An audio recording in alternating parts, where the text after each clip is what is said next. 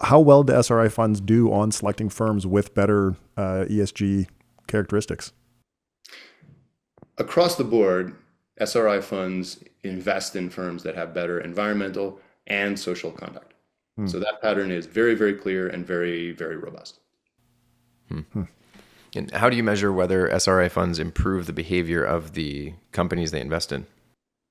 So this is the second part of the question, right? The first part of the question was, do they do what they say by investing in firms that are scoring better currently on environmental and social grounds? The second question is, do they have impact? And once again, to test this second question, you really want to watch out for spurious correlations in the data. Firms might be improving their E&S conduct for other reasons, right? ESG and socially responsible investing became a very hot topic for everybody in the last decade or so. Mm-hmm. So in this case, in order to try to duck those spurious correlations, we made use of a quirk in the Morningstar star rating methodology. As you know, Morningstar rates all extant mutual funds and assigns them 1 through 5 stars. And it turns out there's a quirk in how they do that that produces unrelated flows of investor capital in and out of funds. So you can use that and say, okay, that's free from those spurious correlations. And we used that approach as well as some others. And we looked at the changes in those 18 real environmental and social outcomes that I mentioned. I don't know if I understood the Morningstar star rating thing. So that's a. Can you explain it again? Sure. So what we needed was some sort of change in how much SRI fund investment there was in a given firm. Oh, okay. And you need it to be unrelated to anything else like broad, trends and hotness of the topic, even hotness of the SRI funds as a whole, right? So it turns out that when you wrap around into January of each year, there's a rounding that happens where an SRI, where any given fund can come in with, let's say, the unadjusted Morningstar number is like a 3.49. In that case, it gets rounded down and that fund gets 3 stars. Mm. A similar fund that had a slightly better return, even a slightly better 5-year lagged return, might come in at a 3.51. It gets rounded up and it gets displayed and bumped up in the rankings with 4 stars. Mm. That fund will get higher inflows. But you can see that that pattern is not related to anything about the fund itself. It's purely just a quirk of the Morningstar star ratings. Okay, yep. Got it. So how well do firms do on improving the behavior of the firms they invest in? So they don't.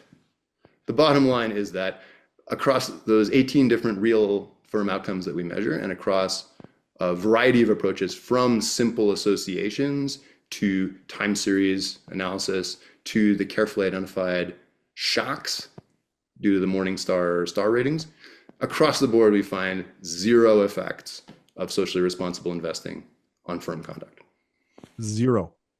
0 everywhere and across the board, yeah. And it was 71% of firms that said they are doing that? 71% of SRI funds that funds, claim sorry, that they impact or that they work toward impact. That's right. That's 81, incredible. sorry, not 71, 81%. 81.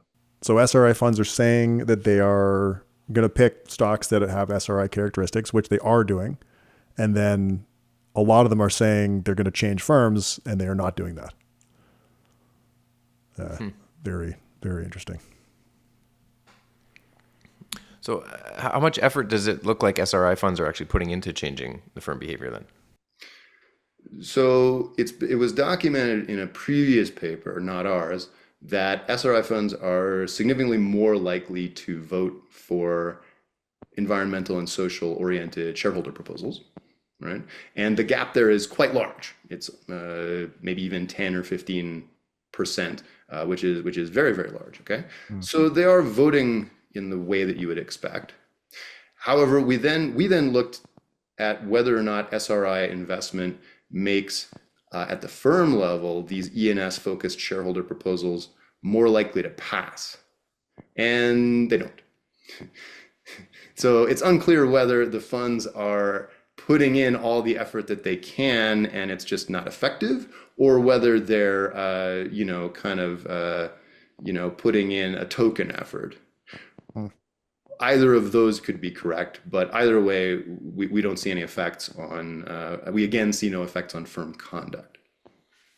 Interesting. So it's not like it's not really greenwashing because they're holding green firms. What would you call this? Very good. So we say we say it's right. These SRI funds are not exactly greenwashing because they are delivering at least part of their claim that they will park your money in green firms. At a wonderful conference in Oxford, one of the audience came up with the phrase with the word impact washing. I don't know if that's going to catch on, but we said they are not greenwashing, but it looks like they are impact washing. Man. So like you mentioned earlier, ESG and SRI investing, I think it's died down a little bit now, but even a few years ago, it was like this big thing that everybody was asking about. What do you think investors need to understand based on your research before they commit their capital to a socially responsible fund?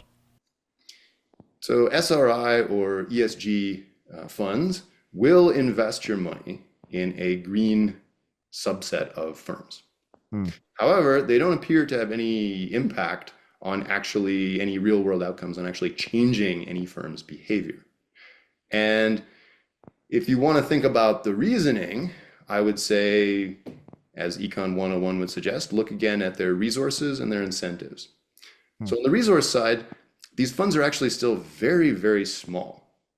In dollar terms, you commonly see, this is again, a couple of years ago, this was very hot, but you would see these stories where it'd say ESG investing or SRI investing is growing, really, really fast. And you would see this chart that goes from bottom left to top right, right? But those would always be in relative terms, right? In dollar terms, SRI, the entire SRI investing industry is still on the order of like tens of billions of dollars. Maybe it's gotten up to over 100 billion now, I don't know. So that's a lot of money, don't get me wrong. But when you consider that the aggregate value of the US stock market is currently around 50 trillion, right? If you look at the big passive managers, I've claimed that the rise of passive is potentially having widespread effects. BlackRock just passed, was it 11 trillion in total assets under management? Okay, yeah. So that's pretty plausible that they could be having these big effects, right?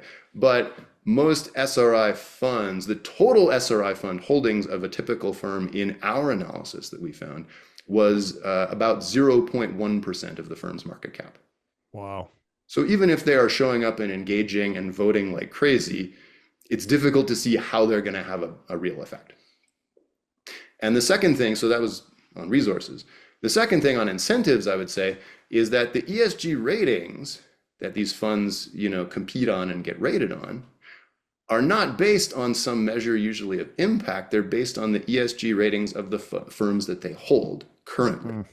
Mm-hmm. So the clear incentive is just to park your money in already green firms and then, kind of pretty low effort from there on out. Wow. So I guess if someone wants to, hedge climate risk, they can still hold ESG firms. But if they want to, change the way companies are behaving, SRI funds probably not going to help so much. Yeah, I mean, I'll shout out another classic paper by Sam Hartzmark and Kelly Shue, pointing out that if you put capital towards these green firms and starve the brown firms of capital, raise the cost of capital for the brown firms, that might make them even more short-termist and extractive. Yeah. So it could even have the opposite effect that you desire, right?